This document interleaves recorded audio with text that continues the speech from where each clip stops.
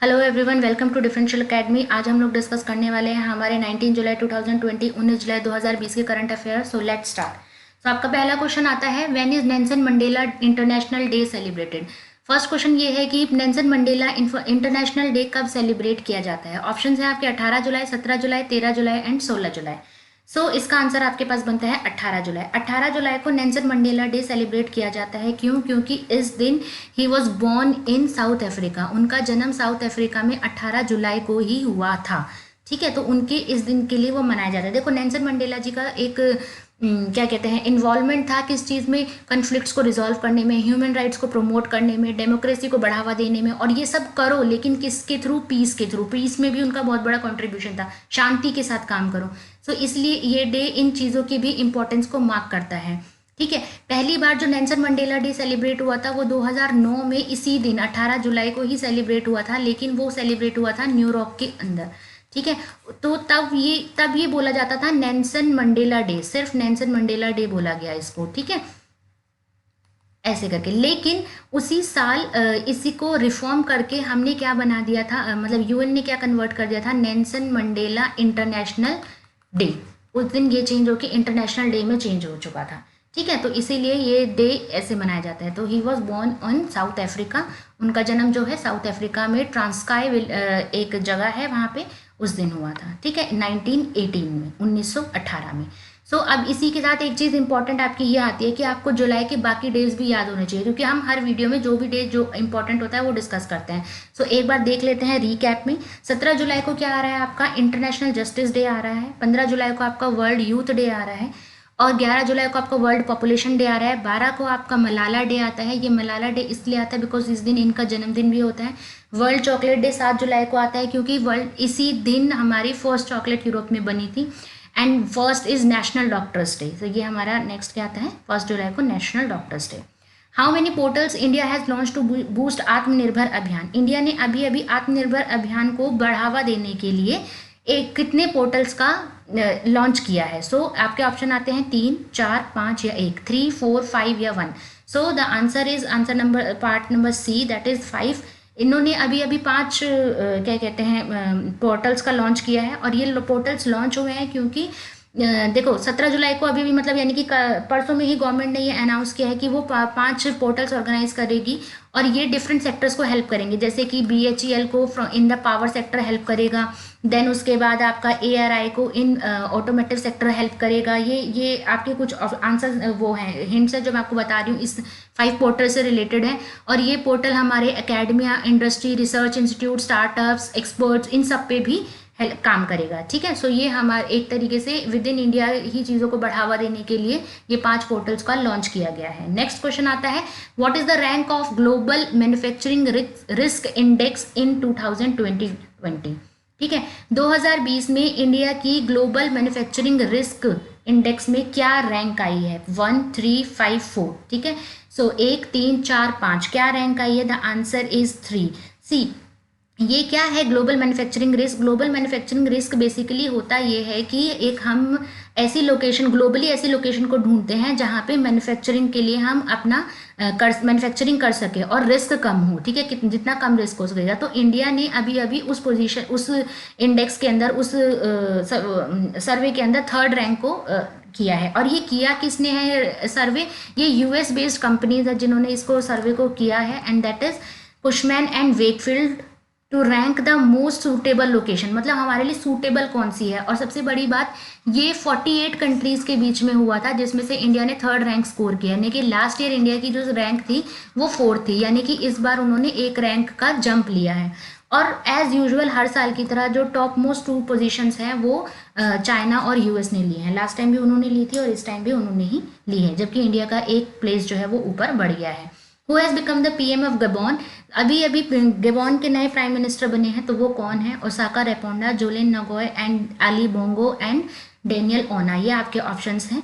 आपका आंसर आता है A पार्ट, ओसाका रेपोंडा। इनकी सबसे बड़ी ये क्यों न्यूज़ में है? क्योंकि she is the first prime minister, वहाँ की फर्स्ट फीमेल प्राइम मिनिस्टर, पहली महिला प्रधानमंत्री वो बनी है। ठीक है ना, ठीक है। उसके बाद ये 12वें नंबर की प्राइम मिनिस्टर बनी है वहाँ की। ये पहले वहाँ पे क्या काम करते थे, वो पहले डिफेंस मिनिस्ट्री में थे, ठीक है ना, डिफेंस मिनिस्टर थे।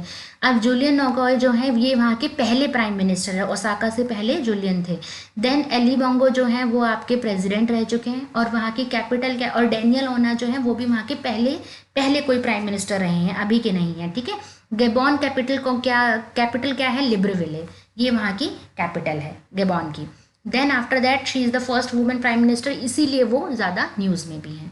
विच state plans to generate electricity from the waste, अभी अभी एक स्टेट ने ये डिसाइड किया कि हम वेस्ट से इलेक्ट्रिसिटी जनरेट करने का प्लान कर रहे हैं। सो ऑप्शन आते हैं आपके Haryana, Uttarakhand, Madhya Pradesh and Karnataka. So answer is Uttarakhand. Uttarakhand ने ये प्लान किया है। देखो उत्तराखंड में ना हिली एरिया है, आपको पता है, लेकिन वहाँ पे क्या है, उनके साथ एक और प्रॉब्लम है कि जो सॉलिड वेस्ट का डिस्पोजल है ना, जो उसके लिए भी उनके पास समस्या है, स्पेस की कमी है, लैंड की कमी है। तो उन लोगों ने ये सोचा है कि एक पंथ दो तीन काज वाली बातें आती हैं, जैसे कि अगर इलेक्ट्रिसिटी बनाएंगे वेस्ट से तो वो वेस्ट का भी एक इस्तेमाल हो जाएगा। तो उन्होंने ये किया है कि हम कम से कम 5 मेगावाट तक की इलेक्ट्रिसिटी बना सकते हैं, बिजली बना सकते हैं 5 मेगावाट तक की। और इससे हमारा क्या होगा, पोल्यूशन में कमी आएगी, प्लस में हमारे पास लैंड भी मिल जाएगा जिससे हम सॉलिड वेस्ट को अवेलेबल करा सकेंगे, सॉलिड वेस्ट को और फेंकने के लिए हमारे पास लैंड मिल जाएगा, ठीक है। सो ये क्या इनिशिएटिव है जो ये किसके अंडर ये कवर कर रहे हैं, वेस्ट टू एनर्जी। अब ये किसने ये चीज़ें प्लान सारी ये की हैं, UEPPCB। अब ये UEPPCB क्या है, ये है आपका Uttarakhand environment protection and pollution control board. ये Uttarakhand environment protection and pollution board है जिन्होंने ये सारा प्लान आउट किया है, ठीक है। तो वहाँ के उत्तराखंड के CM कौन है, हमारे त्रिवेंद्र सिंह रावत जी, और गवर्नर कौन है, बेबी रानी मौर्य, ठीक है, डन। नेक्स्ट आता है who is appointed as the brand ambassador of TIFF 20। आपके ऑप्शन आते हैं Anurag Kashyap, Nick Jonas, Priyanka Chopra and Alia Bhatt. So question क्या आता है, वापस से देखते हैं कि TIAF 2020 के एम्बेसडर कौन सेलेक्ट किए गए हैं, और ये हैं आपकी प्रियंका चोपड़ा, ठीक है। प्रियंका चोपड़ा जोनस, उनको सेलेक्ट किया गया है। अनुराग कश्यप को भी वहाँ पे कॉल किया गया है। अप्रॉक्सीमेट 50 मेंबर्स की लिस्ट है ये, जिसमें प्रियंका चोपड़ा, निक जोनस जो है वहाँ की ब्रांड एम्बेसडर बनी है। TIF है क्या, TIF है टोरंटो इंटरनेशनल फिल्म फेस्टिवल, जो कि 10 सितंबर से लेके 19 सितंबर तक होने वाला है, ठीक है। और इसके अंदर हमारी हमारे कोविड की वजह से हम ऐसे पूरा वो तो हो नहीं सकता है जैसे अवार्ड फंक्शंस होते हैं। सो यहाँ पे हमारा प्लान किया गया है कि डिजिटल स्क्रीनिंग्स होंगी और वर्चुअल रेड कारपेट्स होंगे। आई होप आपको समझ आ गया है। नेक्स्ट क्वेश्चन आता है हमारा, which state has included transgenders in Madhu Babu pension scheme. देखो मधु बाबू पेंशन स्कीम सबसे पहले क्या है, मधु बाबू पेंशन स्कीम हमारी मतलब क्वेश्चन देखो पहले तो कि ये कौन से स्टेट ने अभी अभी ट्रांसजेंडर्स को भी प्लान किया है कि हम इस स्कीम के अंदर, मधु बाबू पेंशन स्कीम के अंदर डालेंगे। तो अभी ये प्लान किया है हमारा उड़ीसा ने। मधु बाबू पेंशन स्कीम जो है वो है ही उड़ीसा स्टेट के लिए। इस स्कीम के अंदर हमारी ये हमारी स्कीम किस लिए बनी थी, ये इसलिए बनी थी कि जो हमारे ओल्ड पीपल हैं, जो हमारे डिसेबल पीपल हैं, जो हमारे विडोज़ हैं, उनको मंथली वाइज कुछ हेल्प आउट किया जा सके। सो ये जो हमारी ओल्ड पेंशन स्कीम थी वो 1989 वाली, और डिसेबिलिटी वाली स्कीम थी 1985 वाली, और 1989 वाली ओल्ड एज पेंशन स्कीम थी, उसके तहत ये बनाई गई है। उसी की मिक्सचर से ये मधु बाबू पेंशन स्कीम बनाई गई थी। तो पहले इसमें old age people, window and disable को इंक्लूड किया जाता था, लेकिन अभी अभी उड़ीसा गवर्नमेंट ने ये प्लान आउट किया कि नहीं, हम लोग ट्रांसजेंडर्स को भी इसके अंदर इंक्लूड करेंगे। अप्रॉक्सीमेट 5000 ट्रांसजेंडर्स को इसमें हेल्प होने वाला है, जिससे उनको 700, 500 या 900 रुपये महीने का जो है एक अमाउंट दिया जाएगा, ठीक है। साथ साथ वो लोग ये भी प्लान कर रहे हैं कि जो फीमेल्स जो डिवोर्स केसेस लड़ रही हैं अभी इन कोर्ट में, तो उनको भी इस स्कीम के अंडर लिया जाए ताकि उनको भी हेल्प हो सके, ठीक है। So this is it. Next question आता है कि ऐसे कौन से दो नेशन हैं जिन्होंने अभी अभी एग्रीमेंट साइन किया है, किस लिए, आज़ाद पट्टन हाइडल पावर प्रोजेक्ट के लिए। कैसे कौन से दो राष्ट्र हैं जिन्होंने ये प्लान की एग्रीमेंट साइन किया है, India Bhutan, Pakistan India, China Pakistan and India Bangladesh. तो आंसर आता है चाइना पाकिस्तान। चाइना पाकिस्तान ने ये अभी अभी प्लान किया है। देखो ये 700 मेगावाट का आज़ाद पट्टन हाइडल पावर प्रोजेक्ट उन्होंने बनाने की वो की है, स्टार्टअप लिया है, एग्रीमेंट साइन किया है। ये कहाँ पे बनेगा, झेलम रिवर पे बनेगा in the Sudhnoti district of Pakistan occupied Kashmir. ये पीओके में सुधोती डिस्ट्रिक्ट है जो जिस पे झेलम रिवर पे ये प्लान आउट किया जा रहा है और कोशिश है कि ये 2026 तक पूरा हो जाएगा। अब अगर हम पाकिस्तान और चाइना की बात कर रहे हैं तो पाकिस्तान के पीएम कौन है? इमरान खान।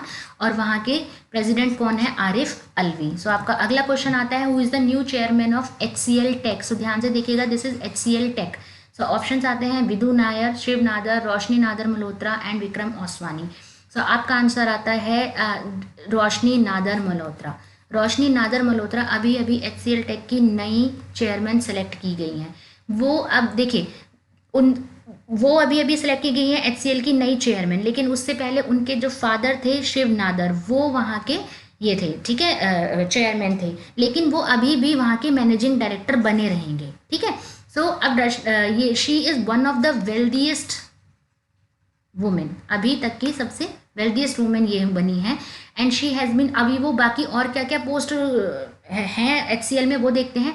वो वहाँ की एग्जीक्यूटिव डायरेक्टर हैं, ठीक है, executive director and CEO of HCL corporation है, वाइस चेयरपर्सन है किसकी?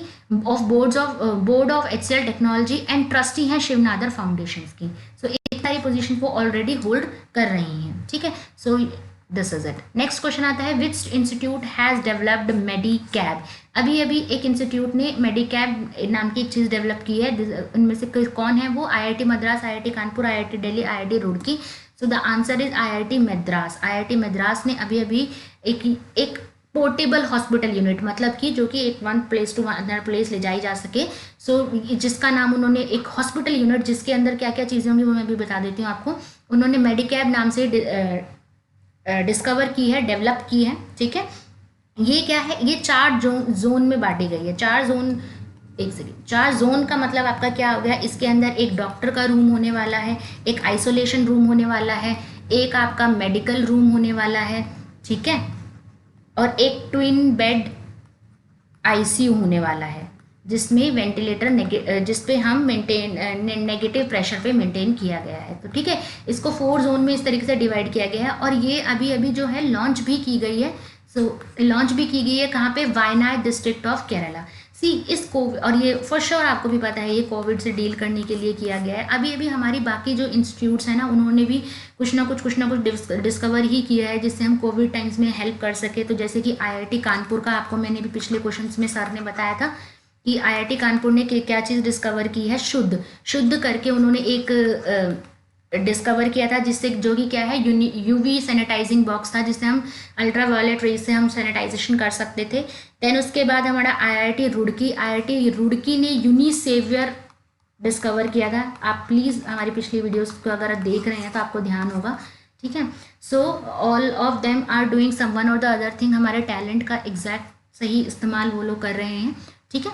सो दिस इज़ इट। ये आपके आज के करंट अफेयर्स थे। बाकी be different be differential as our logo से, जैसे कि हमारा लोगो कहता है, be different and be differential. All the best to you and like and share the video, subscribe the channel, press the notification bell icon, like करो, share करो video को, subscribe कर दो चैनल को, नोटिफिकेशन आइकन को bell करो, ताकि आप जो भी हमारी वीडियो अपलोड हो रही है वो आप फटाफट से देख सकें। Good luck, good bye, all the best.